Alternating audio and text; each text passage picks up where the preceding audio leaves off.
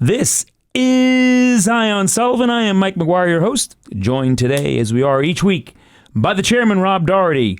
Rob, how are we doing today? Pretty good. I started my job as tax collector. We're bringing money in the town of Bethel. Ooh, Danny Sturm's hounding me every day. We need checks, Rob. I'm like, well, take it easy. Well, I was down in Lumberland last night, and Lori's doing a great job down there. The money's coming in. We got all the money put aside for the fire company. So one of our very good people, Suzanne and Zenga. Is supervisor there. She does a great job. The money's coming in. We're below the tax cap again. Whew. So she gets it done. Where we need to be.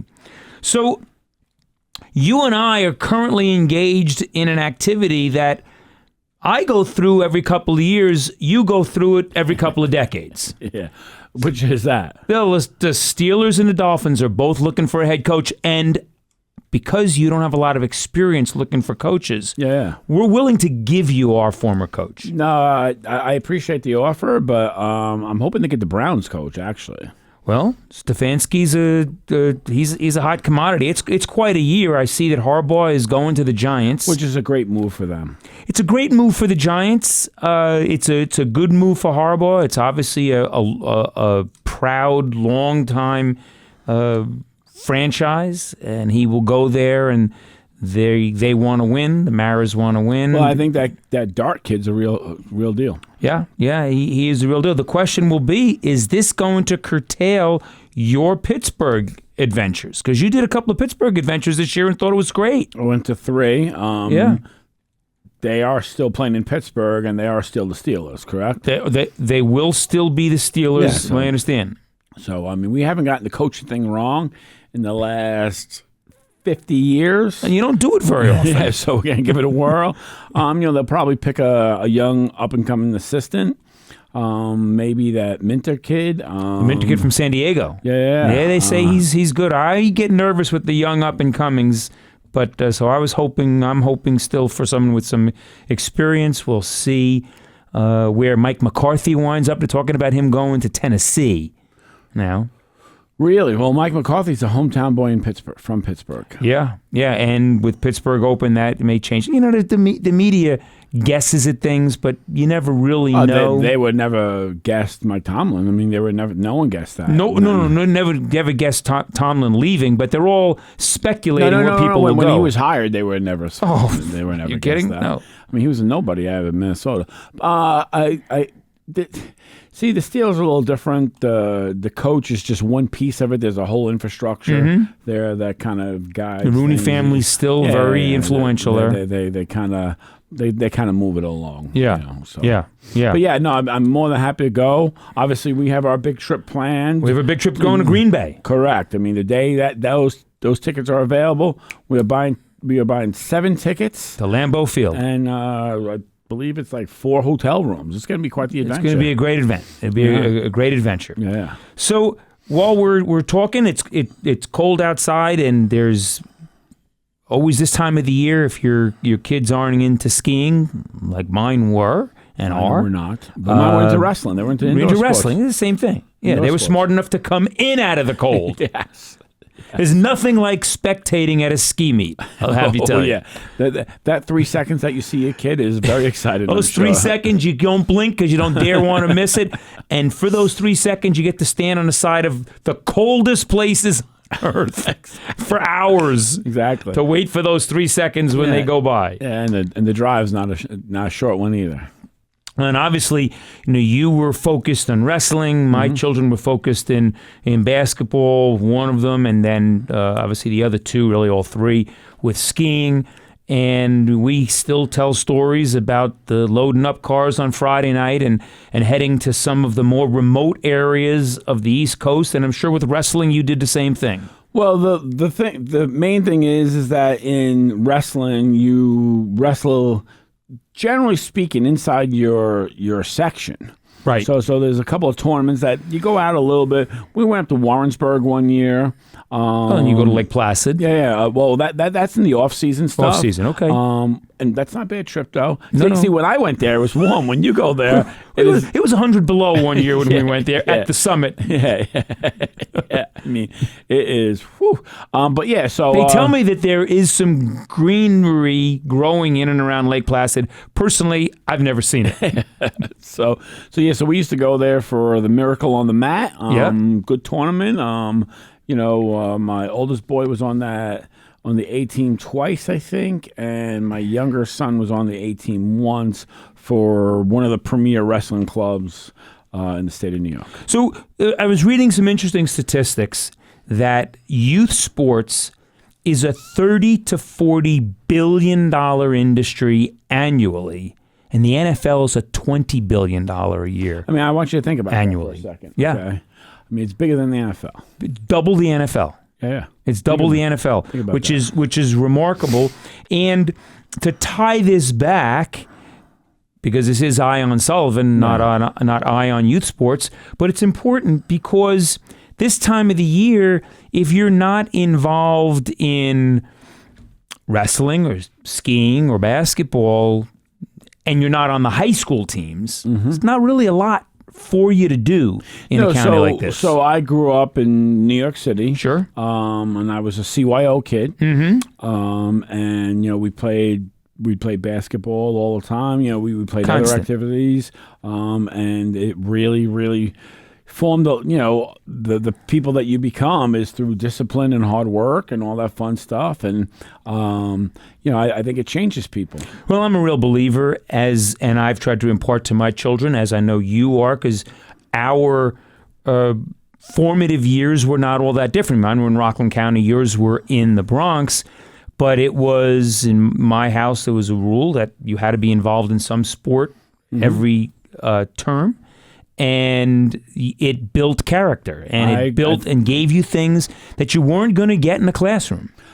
Well, yeah, I mean that's why I think the NIL hurts the leagues. I mean, I'm not the only one that said that. Tom Brady said, right. I would have never become the quarterback I became if I didn't have to fight for the position. Correct. I mean, why would you leave a Michigan, let's say, and go to New Mexico State just to start, right? Right. I mean, that's not the point. The point is to fight to become better. Iron sharpens iron type concept. Sure. And that's what youth sport builds also. It builds camaraderie. You obviously tend to get in better shape to play youth sports. You're focused on goals. You're focused on goals. A lot of times the coaches help you with your homework and you learn stuff. And in some cases too, if you're not keeping up with your studies, you don't have the opportunity to play. Correct. You've got to keep those grades up.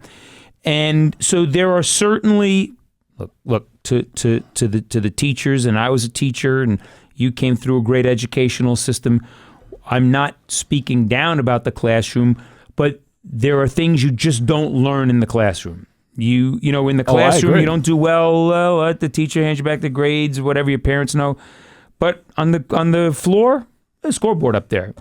If you get pinned in 36 seconds, everybody knows it. There's no hiding it. If you fall on the ski hill, everybody knows it. I've told you the story before, and I'll tell the story 1,000 times. Sure. My most formidable lesson in life was I was a freshman. I was at bat. It was a big situation. And my coach was all 5'2", 120 pounds of him. He was a scary guy, believe it or not. He was a powerful guy. Pat Nosh. In a sport. And I remember, I took the first strike, and then he said, "Doherty, come here." I walked over to him. I thought he was going to say something nasty to me, and he was like, "Son, he's just as scared as you are." And I've never forgot that. When you're competing, you find out that they're feeling the same thing you're feeling, right? I mean, obviously, as a young man or woman in sports, you're uneasy in some situations. And the one term they used to use in wrestling all the time is being comfortable, being uncomfortable. And you learn that, and as you go through your work life and your school life, you learned how to push yourself.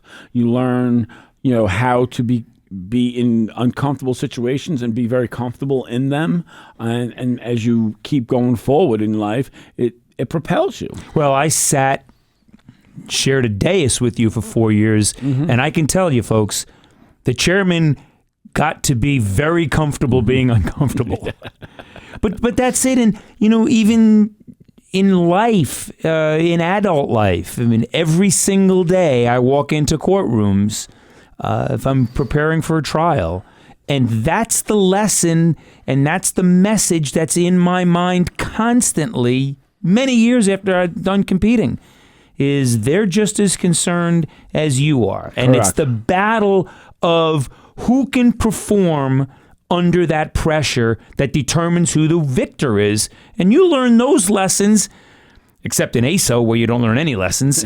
You learn those lessons as soon as you start to compete. And that's why, in my mind, taking competition out of a game takes away all of the value of it. So when I was an ASO coach, okay, I remember that my first game as an ASO coach, they're preaching to me ASO and the people running the organization in my town were preaching. You don't keep score, you don't keep score, you don't keep score. Okay? Right.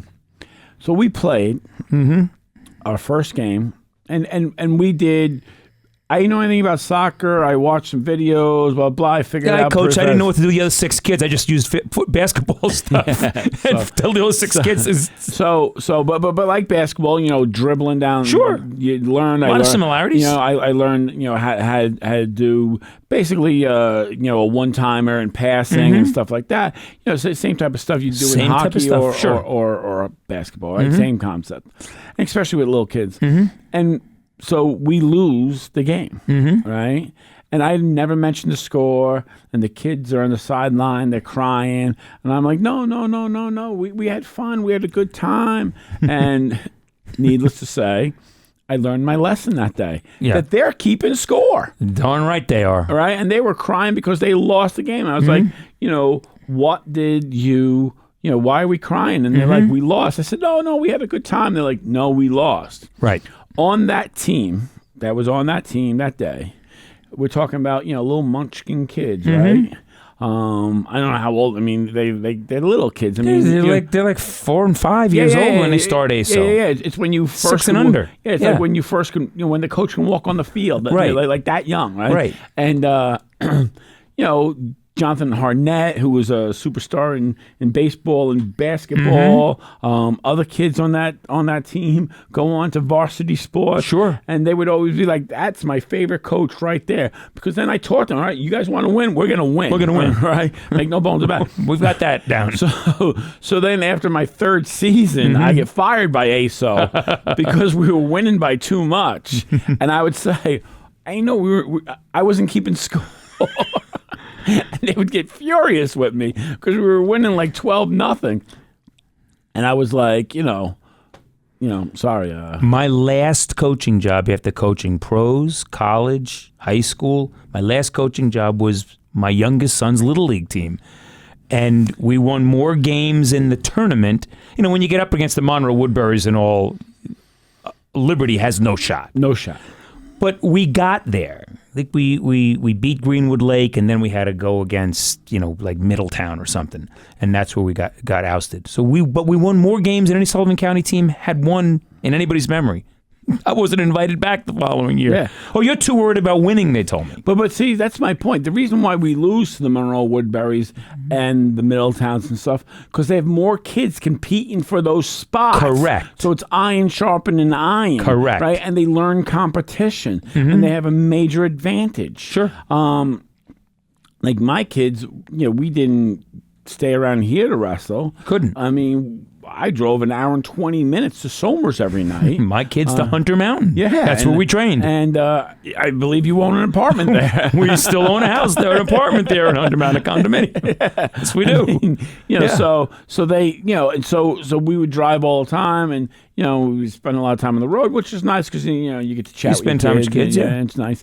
And my eyes are falling out of my head, the whole deal. But sure. I mean, my kids are better for it. Sure. My kids are not just tough kids, but they're mentally tough kids.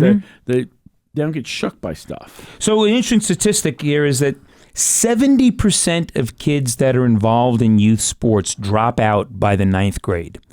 That means to me that 70% of the kids, when they come into the most vulnerable time in their lives, when there is sexual issues going on with them, when there are pressures in terms of drugs, and they're getting a little bit more independence from their mom and dad. They're going to the movies with friends or whatnot. So that peer pressure, and 70% drop out by the 9th grade. That's a scary statistic. And again, I'm wanting to bring it back to two of the issues that in your administration were kind of umbrella issues overarching in most everything that you did. In fact, you told all of the commissioners that each of them, when they made their reports, had to account for these two issues. The opioid crisis, correct, which I see is on the decrease now, correct, because crack is making a comeback.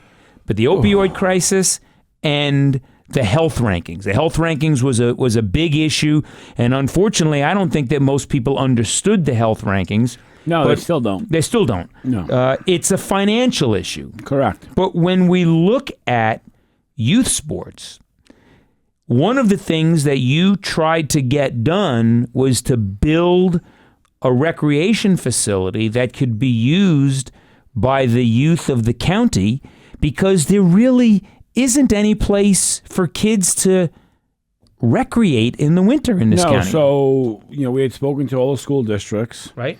And so busing was, we wanted to get the busing down. I mean, you had run that great program on Saturday mornings. 300 kids in a Saturday morning youth program at the college, and we had the college players would coach them, and at halftime they'd have a little makeup game. It's funny because Tim Diamond, does his 3-minute videos there, and they're pretty informative. Yep. And one of the things he was talking about was back when the college, the basketball team, was off the charts, and then people were commenting on it, and all that was you're doing right. And but what came out of that was that on Saturdays, 300 kids were showing up there to play basketball, and keep in mind, you were selling season tickets back then to the games. Okay? To the games, we were selling tickets. All right, and in fact, we sold out of a lot of games. You just couldn't have anybody else come in. That's crazy, right? And we had no dorm. Yeah, and you had no dorm then. So it was very few students there. Yeah, correct. So it was a hot ticket then, and then and so people, the kids were looking up to these kids. I mean, they don't know from top flight college kids to all local kids. Look, to these kids, to young kids that were coming, these were their heroes. Oh yeah, people back then like Donald Taylor and Derek Simmons and Clay Anthony Early later on. These were major stars to them. They'd come to the games, they'd watch them play, they'd get their autographs, they had their jerseys, the whole bit. And on Saturday mornings, they were getting coached by these kids. Wow. Yeah. Yeah, and that was a big deal.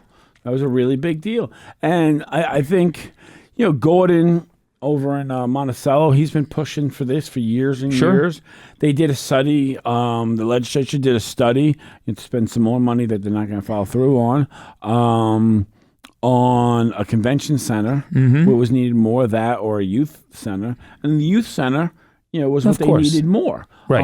And I agree with that. Well, the two different things. They're attacking two different things. One's bringing in sales tax and tourism, and the other is dealing with our residents and our population, which is growing, and we just don't have anything to meet their needs.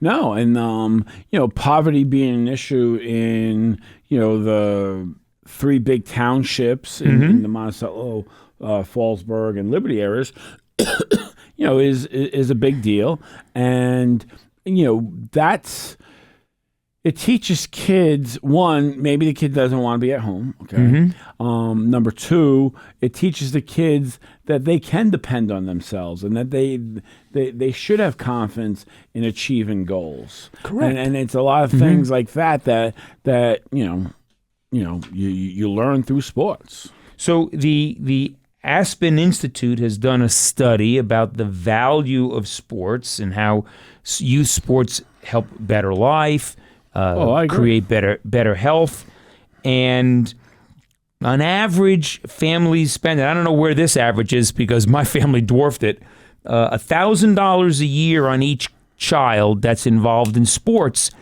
But in rural areas, there are no youth programs. So the only availability is your family, my family. We had to leave the area. Correct. And we had to pay. So, I mean, my kids were involved in skiing, which is expensive because of the equipment and all. But even baseball or basketball, it's all these travel teams now. There's really nothing left for the kids that are impoverished.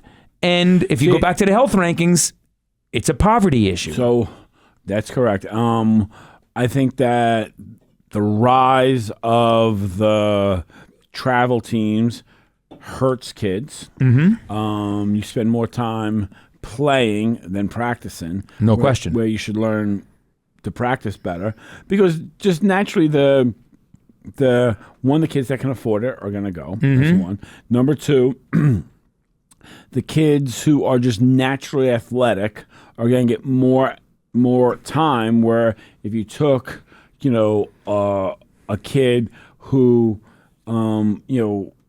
through practice could become a very, very good player and overcome the athletic gap at that young age. Yep. My son Matthew was one of those kids. By high school, he hit 400 3 times in high school, and played a very, very solid third base for Monticello.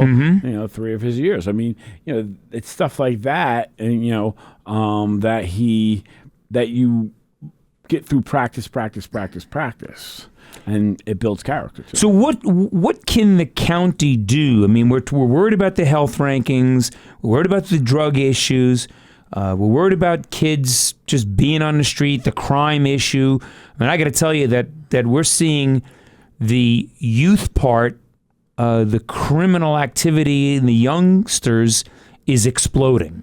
Well, so I think there's not so much the county level, but I think on the town level. Right. I think that more kids can get involved in separate towns. Like you give a town like my town, the town of Bethel, it's a very rural town. Sure. Right? But, between Kathy McFadden and my wife, who hasn't done it in a while, but started, the premier summer camp in the county. It's the standard by which all others are measured. Correct.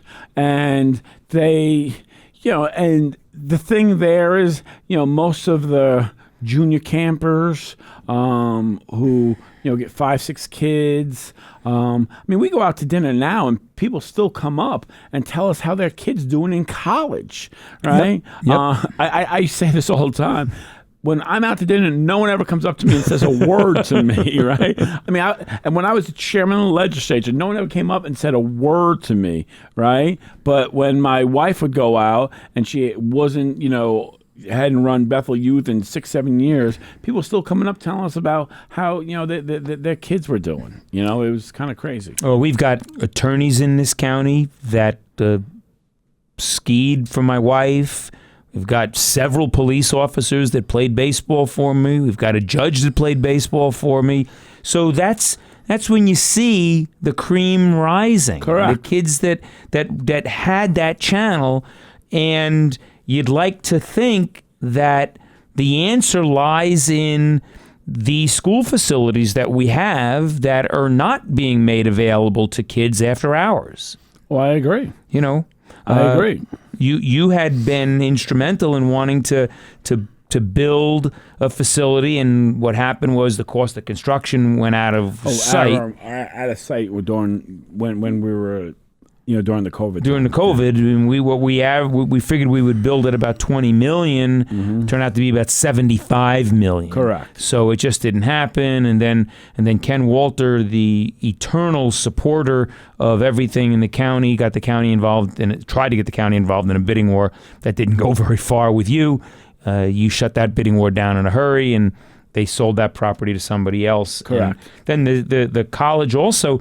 What's happening with the college? I mean, doing our own part, as you pointed out, the Saturday morning youth program, we had 300 kids that came and played basketball, and we had parents involved helping out refereeing and coaching, and they'd play a little 10-minute game at halftime.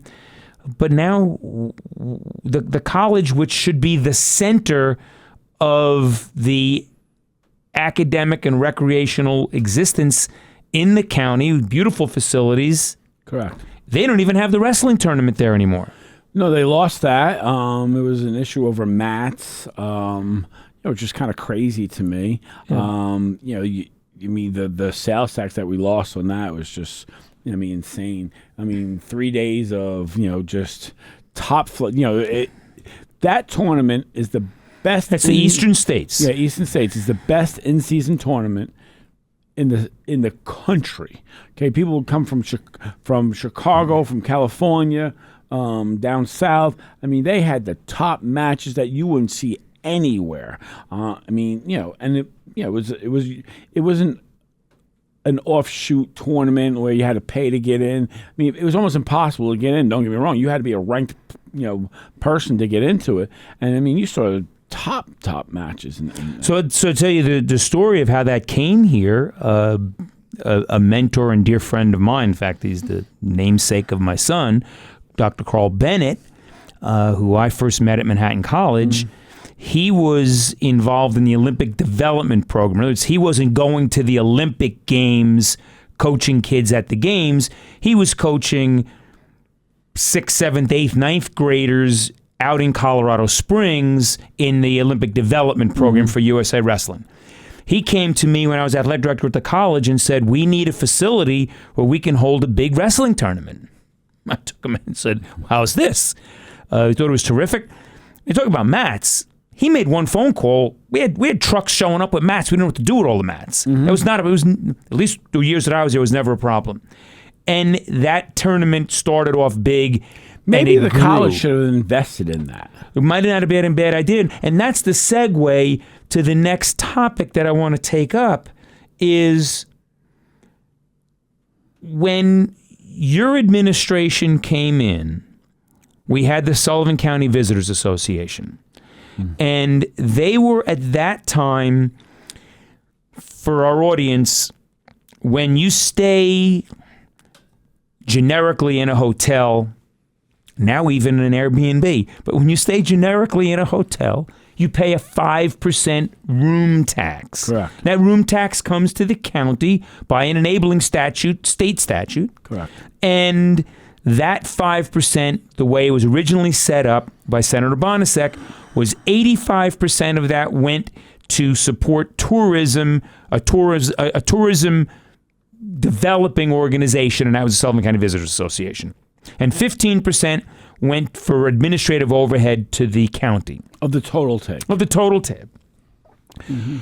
When you came in, it was, how much were we taking in? $990,000. $990,000. And very early on, you asked to get a handle on just, you weren't casting aspersions on anyone, just how is that money being used? What is happening with that 85%? And you had Angela Chevalier, who does a great job. Oh my God. Take a look at their books. Not that they were stealing money. I want to be very, very clear for our good friends in Highland. There was no allegation everyone was stealing anything. It was right up front. We just want to audit and see how that money is being used, right? Correct. So the purpose of it is we're giving you 85 cents on the dollar. How are we? Of county tax dollars. Of county tax dollars. How are we using that? Right. Okay. So we wanted to see if it was being misspent, if it was going to the proper programs. And the one thing that came out of that was that they were honest folks, number one. Number two was that they were not creating events. Right. Okay.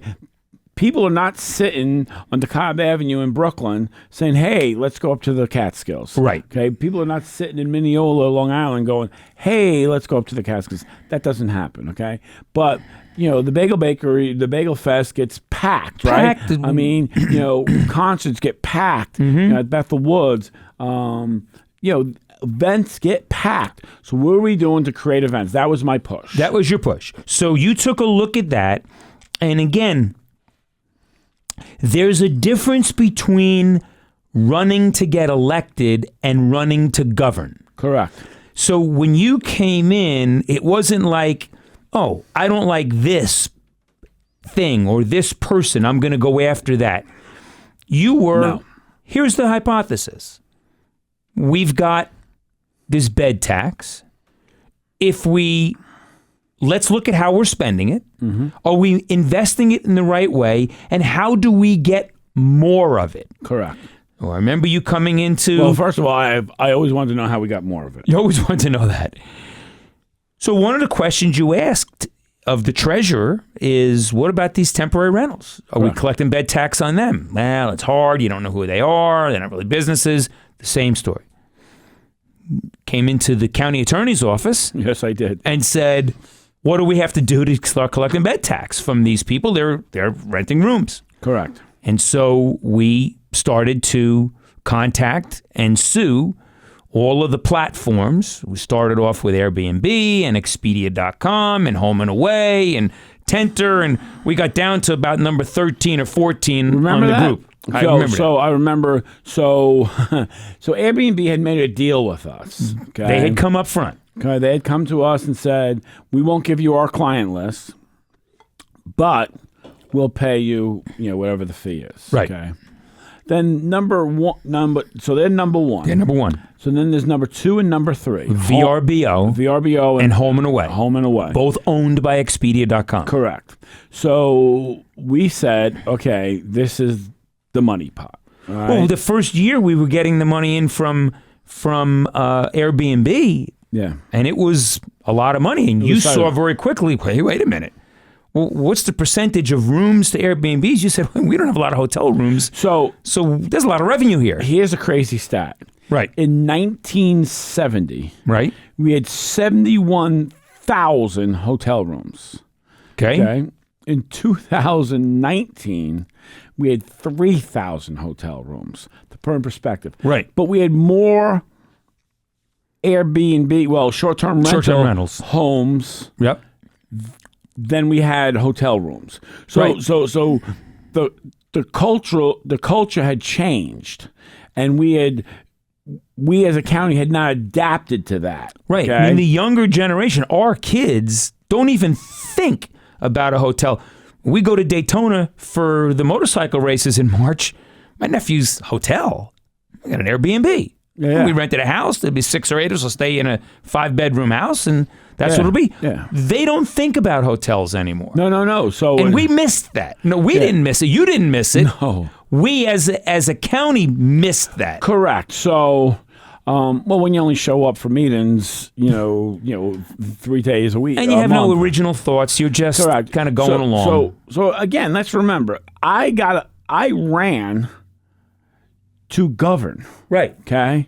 I did not run to get reelected. I ran to govern. That's very important. Okay. And so any issue that I ever brought up, I mean, even some of my, biggest, at the time, rivals like an Ira Steingart or someone like that would tell you he studied this topic backwards and forwards, and he knows what he's talking about. It's not getting on prime time until it's ready for prime time. Correct. And we may not agree on how to use that information to go forward, but we did agree that this is the information. Right.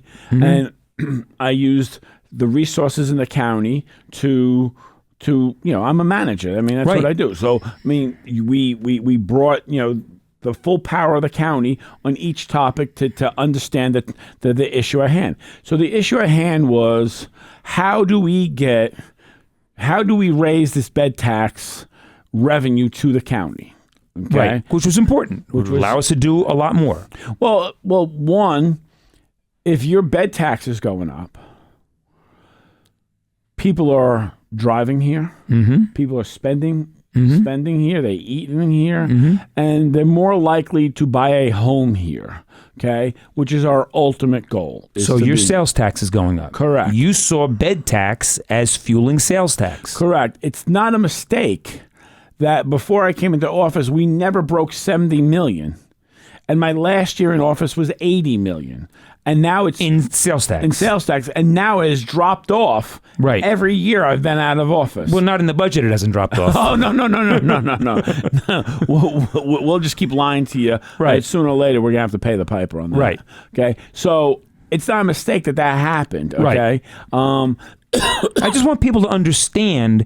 I want to give them. I mean, this is an important topic because the youth are our future. Correct. And I want our audience to understand that in your administration, when a problem was there, it was attacked from multiple angles. You would bring multiple commissioners together to say, how do we attack this from a planning standpoint, and Correct. from a highways and roads standpoint, and from a legal standpoint, and from a budgetary standpoint. It was not, here's a problem, let's solve the problem. For you, it was always multifaceted. Correct. So, prime example so we want to, get the money that we felt was due to us from Home and Away and VRBO. So you devised, a way to do it. Right. So I remember the first phone call to them. They were like, no, thank you. We're not interested in paying it. Right. We don't collect it. It's not our businesses. We don't own the properties. You can't come after us. Okay, no problem.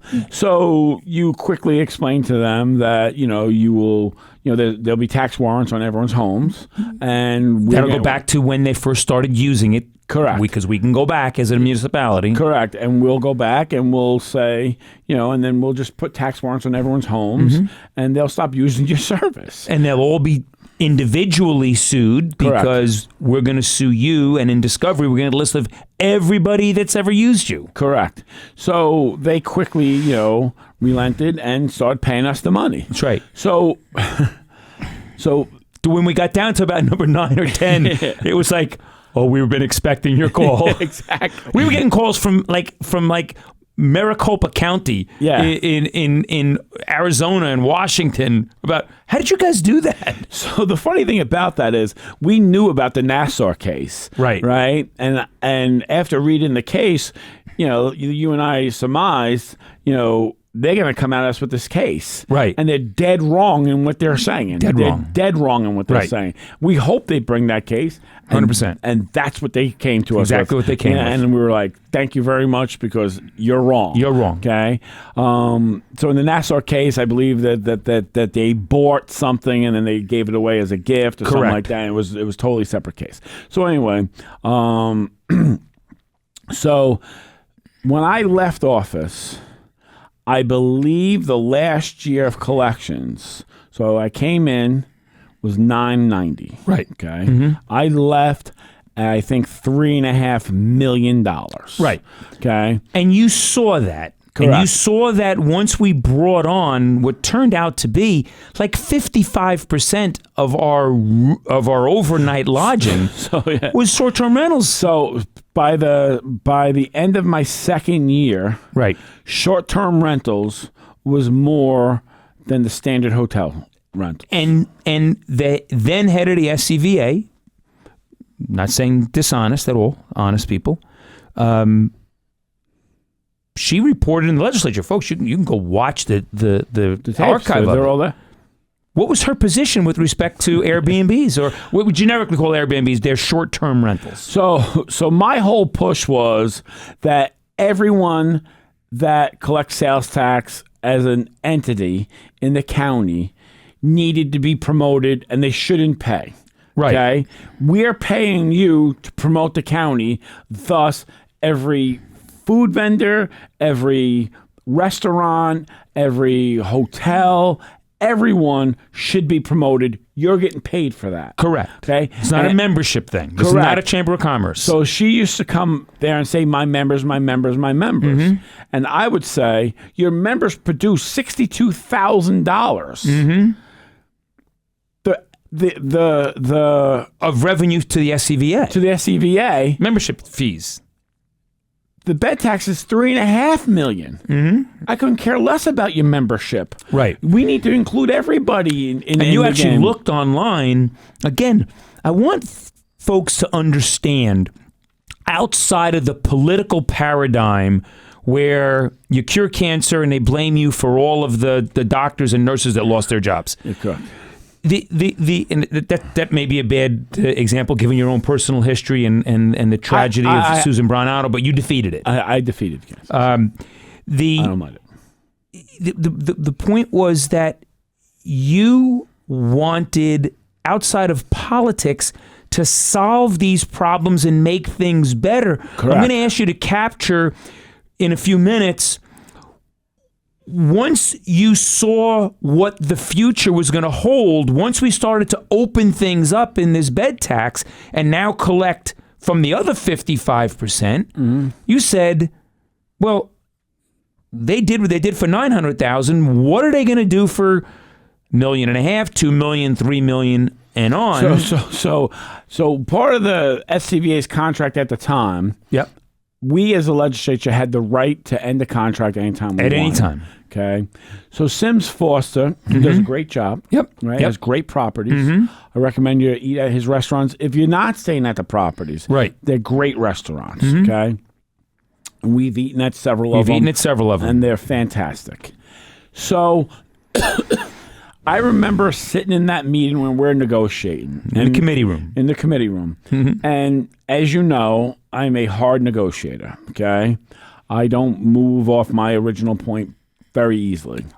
And he said It was to a me, great it was a great one-on-one because you could strike the match and sit back and watch it go. So we're going back and forth and negotiating, and so I put steps into the SCVA's contract. Right, so the premise was, we don't, unless you tell us how you're going to use it, continuing to get 85% of now $3 million. Correct. And you're going to do the same thing you were doing at 85% of $1.2 million. When you tell us that your operating budget is $1.1 million. Correct. That's what you need to operate it. What are you doing? What are you doing with the rest of the money? So I had suggested that we put steps into it, Right. And every time you achieve a certain step, you would get more money, and you get more money, and you get more money. Right. And the whole goal was to get more people to come to the county. You wanted a two-prong approach. Correct. You wanted SCVA to continue doing what they're doing, Correct. which is basically a marketing model. That's Correct. what they're doing. It's a marketing model. Correct. They're bringing the influencers here, and they're marketing, and they're doing advertising, and they do a good job of that. But that's what it is. And then the second prong was these events, because Correct. you sat in the field house and saw how much sales tax revenue was coming in with the eastern states. Correct. And you drove your kids, as I did, to some of the smallest towns in the East Coast and saw that all of a sudden here are thousands of people. I mean, Thousands. Asheville, Ohio, we show up there, there's 2,000 people there for a weekend, for a motorcycle event. So over the Christmas break,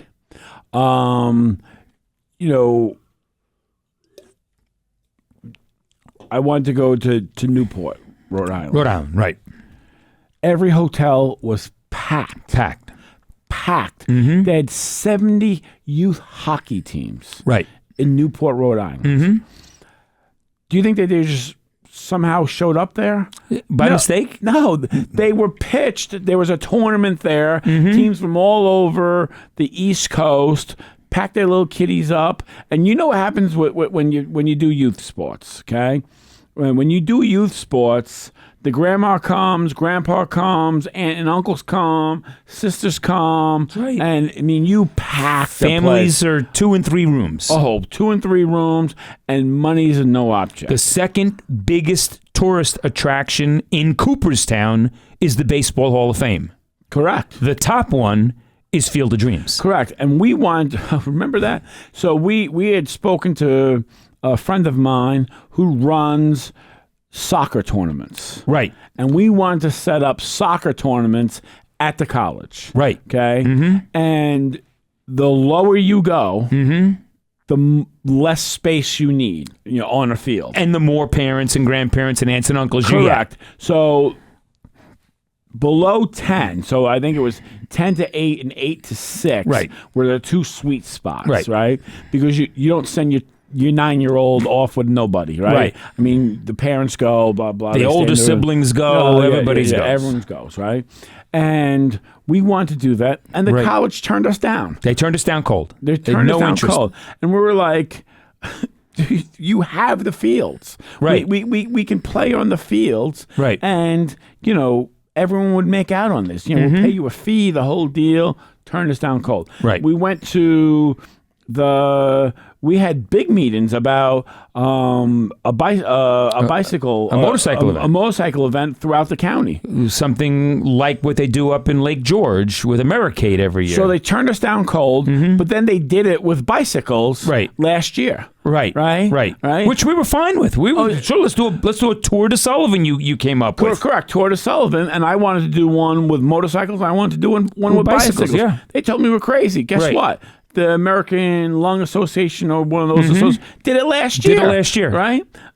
So anyway, real fast, back to the SCVA. So I'd put that in there. And Sims Forster said to me, and I remember it. we will never get to $2 million. Correct. That's what he told me. Okay. This is silly, Rob, because we'll never get to 2 million. Was his quote? Okay. But within a year we got there, and within another year we almost doubled that number. Correct. Okay. We were 4 times more than when I walked in the door. Okay. Because you have to view things from a view that you've never viewed them before. Right. Okay. So when it's like digging a tunnel, right? You just dig in a tunnel, digging a tunnel. All you see is the walls around you. You don't see anything, right? But you take someone like the guy who dug, the Holland Town, John Holland, right? Yep. Right? You think he sat there and said, "Oh no, you can't build this. Right. It's impossible to build this," right? He's looking at one side of the river going, "We should have a tunnel here." Sure. Right? Now that guy built those 2 tunnels with shovels, right? A lot of whiskey, most likely. A lot of whiskey. Most likely. And hand tools. Fair number of Irishmen. A ton of Irishmen. And hand tools. Sure. That's it. And that's how the Holland Tunnel was built. All right. And that guy did, calculations on a piece of paper, right? I mean, nowadays, when they bore stuff through, they leave the machinery there. I mean, Right. it's unbelievable the way they do it nowadays. Yeah. But my point being is that you have to view things from a different point of view. Right. And I was bringing a different point of view. And they were telling me I was crazy. But meanwhile, they reap the rewards today. Well, they told you were crazy, but they also made fabricated this illusion that you were attacking the SCVA. 300% increase in revenue. You could attack me anytime you wanted a 300% increase in revenue. Yeah, no, and that's exactly what happened. There was a 300% increase in revenue, and I was the bad guy. And you were the bad guy, and all you were saying was, we'd like to take $1 million of that. So they're still going to get more than double, because $990 to $2 million is more than double. They were still going to get more than double revenue to continue to do basically the same thing and set aside $1 million to try to cultivate this idea of bringing in, your idea was 50 events in 50 weeks. Correct. That was the idea. That was the idea. So that not every event has to be a 20,000 person Of course event, not. right? Ice skating events was one of them, and Ice fishing events you threw out. Correct. Snowmobiling events. Correct. Skiing events, obviously cross country skiing events. Softball, soccer, stuff at the college. Obviously, Eastern States, which not only did they not gain, they lost. Correct. And so the whole goal was to have these events all year round, right? So you're constantly bringing. So what you can find, if you did that, which they did not do, over our 3-4 year period, you would have found people that came for several events. Correct. Okay, and then maybe they buy a home here. Maybe they become a second homeowner. Yeah, I think I own a home in Greene County.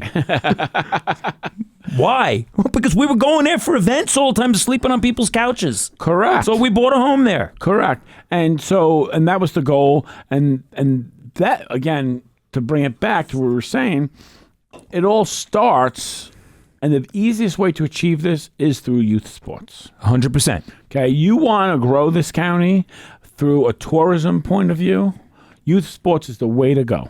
100%. And it was amazing to me that when we would pitch this to other members of the legislature, they'd look at us like, well, the SCVA, they're the experts. No, the SCVA were the experts in marketing. They did a good job with that. But you needed somebody to cultivate these events. And you'd find as you got into the youth sports and you get a hold of the wrestling people, they'll put it together because they'll know all the wrestling people. Correct. Or they'll know, so you'll get a hold of the bicycle people. They'll know all the bicycle people. They'll know how to put an event Correct. together. The motorcycle people, same we thing. brought in the motorcycle people, and the casino had no interest in it. We wanted to run a race at the racetrack. No, we don't want to do that. They didn't want to do anything. No. And I was shocked by that. But I think it was, don't let Rob succeed. That was the key. That it was a political opposition that they didn't want. And I think that those type of politics have hurt this county for a generation, two generations now. True. We see it at the national level, but it's more profound at the county level because, as you often said, nobody's coming to rescue us. No. See, so I sat there and I watched. The budget hearings, right? The budget meeting, because they had no hearings. The management budget. So our county is off the rails, going down the hill in finances. Down a mine shaft with a tailwind. Correct. And you have to keep in mind, you have Brian McPhillips, who's in charge of management budget, and has not had one hearing on. We used to George used to bring in the big departments, the big 6-7 departments, and let them explain their budget to you and why do you need this money. Right. Okay. And then you'd ask questions and you'd sharpen the budget. Okay. And you would ask them about the opioid crisis. Correct. And about the health rankings. Correct. What can you do? Obviously, the biggest was family services, but the sheriff. Correct. Through your initiative, the sheriff got poll cams. Correct. The DA's office got the Celebrite, so that we could be fighting the opioid crisis from multiple directions. Correct. And then you got involved with the opioid task force and the treatment programs. Myself, Wendy Brown and Judge Galligan, we created that thing. Mm-hmm. We created that thing together. Again, it was you attacked all of these problems multi-pronged. Let me tell you multi-department. If you sat there by yourself, you couldn't get it. You'd get nothing done. You couldn't get anything done. It'd be silly talk. You had to involve other people. Wendy Brown's expertise in this, from the treatment side of it, Judge Galligan, who at the time was the DA, her side of it, from the law enforcement side of it, the sheriff was instrumental in it, and then you had these pillars so people understood, so you don't go to these 3-hour meetings and talk about, for 2.5 hours talk about something you don't care about. Right. So you have a pillar, so you go there, you show up for that part. Mm-hmm. This is what we're talking about. I'm concerned about this, and let's listen to this, right?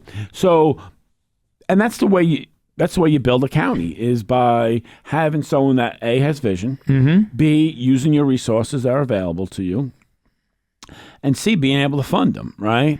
And that was the key, and that's why you built up the fund balance, so that. So, that's how you were going to build a youth center, was using some fund balance for a one-time appropriation. Correct. So then you take, Matt McPhillips, who they created this economic development committee for. And I'm not busting on Matt, but is he a nice guy? Yeah, maybe he is. I don't know if he's a nice guy, but with this, what I could tell you is that they created this economic development committee for him. They've had 22 meetings, so they have one a month, right? 15 of those meetings, they have not produced one resolution. Not one resolution. There's an article in the current Democrat talking about how Sullivan County is on the rise for jobs. And we have 36,000 people in our workforce. Okay. When I left office, we had 38,000 people in our workforce. Okay. So what happened after I left? It took a huge slide. It's making a little bit of a comeback, and we're talking about how successful we are. No, we're not successful.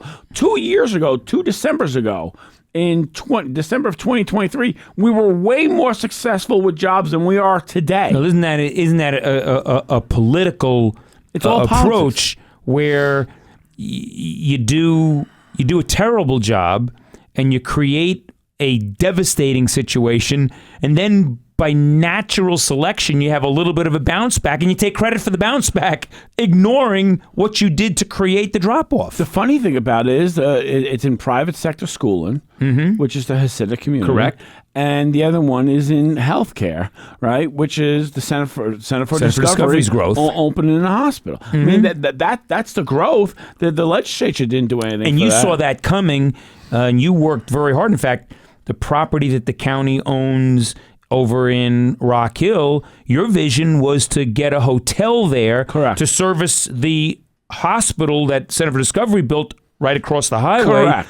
And that hotel will be managed by the college and reinvigorate the hotel tech program for the college. Correct. So what we wanted to do was, so when you say the hotel tech, it was to the culinary program, Right. and then the whole hotel. So on the campus of Cornell, there's 4 colleges. There's actually 4 colleges in Cornell, right? There's the farm one, and one of them is a hotel, Hospitality, right? right? And Yeah. it's not cheap, by the way. I've said Right. that before. It is not cheap, but it's very nice, Right, yeah. And and that's what they do there, and I wanted to do the same thing Sure. across the street from the new hospital that opened up by the Center for Discovery. And we had met with Mr. Dollar when he was still in charge there, and Terry, who's now in charge there. And they thought it was a great idea. You thought it was a log cabin kind of a design, and we Correct. spoke a little bit with Kristen about how that would be done, which is the way she designed the new terminal at the airport. Correct. With those And so- glulam beams. And so now I think about all the little things that we had talked about, and we were trying to figure out how to get them to go. And then politics, did what politics did. Well, in that case, too, the college had no interest in it. No. I mean, the county was going to build a hotel for the... Oh, no, we're not interested in that. We're We not don't want interested in that. We don't want that. Where you could house people, by the way. You could house people. You could have students. Students could get real-life experience. Correct. And now, mentioned that. and the funny thing about that hotel, right? Now let's say it was a county-owned hotel, Right. right?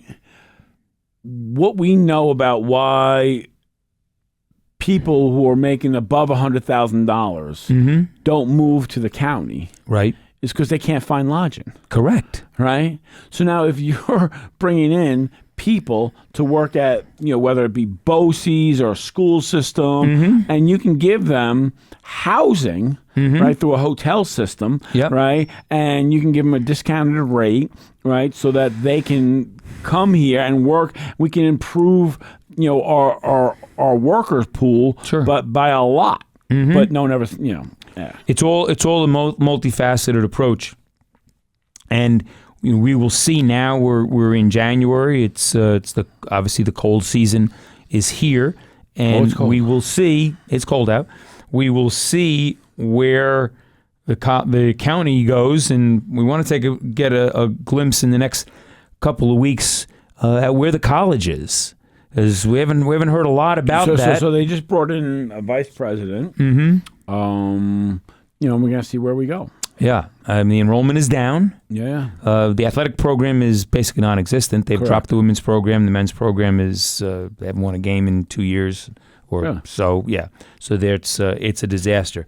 But we'll want to continue to keep an eye on the youth sports situation, because that's really the future, folks, and looking agree. to see what opportunities we have for them. So, folks, again, on behalf of the chairman, Rob Doherty, we want to remind you to leave us a comment if you've got some thoughts on today's show, you want to be sure to leave us a comment. Let us know what you think. You can share the link, share the entire link with your friends and family so that we get the conversation out. Be sure to subscribe to us. When we get the subscriptions up to 1,000, we can live stream. We can take your comments and your participation right here in the air. And if you obviously have in mind a topic that you want us to put an eye on and maybe bring in a guest to talk about it, we will be sure to do that in the weeks ahead. And then finally, if you want to drop us an email, ionsullivan@gmail.com. That's EYEonsullivan@gmail.com.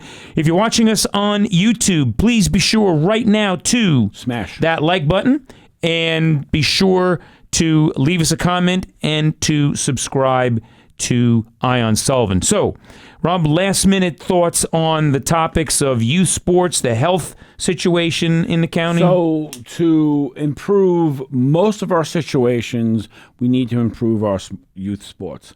It teaches young people so many things, keeps them healthier, keeps them, I mean, I belong to the gym over there on 42 next to Carmine's Meat Market, and I go in there every day, and I thought there'd be more people after January 1st. Sure. And all the resolutions. Not so much.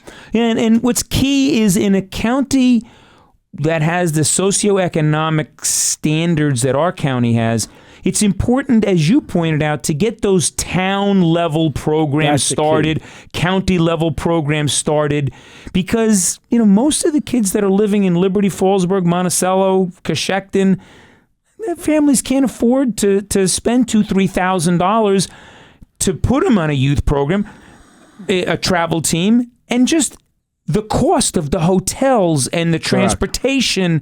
It's not feasible, and those kids are not getting that opportunity. And sure, you go to Goshen, you go to Monroe, they have lots of programs. We've got to start and get something going here where children can see the benefits of competition. So again, if you have thoughts on that, you can drop us a line at ionsullivan@gmail.com or leave a comment on the show. So on behalf of the chairman, Rob Doherty, this is Mike McGuire, thanking you for joining us for this episode of Ion Sullivan. We'll be back next week with another edition. Have a great week, folks.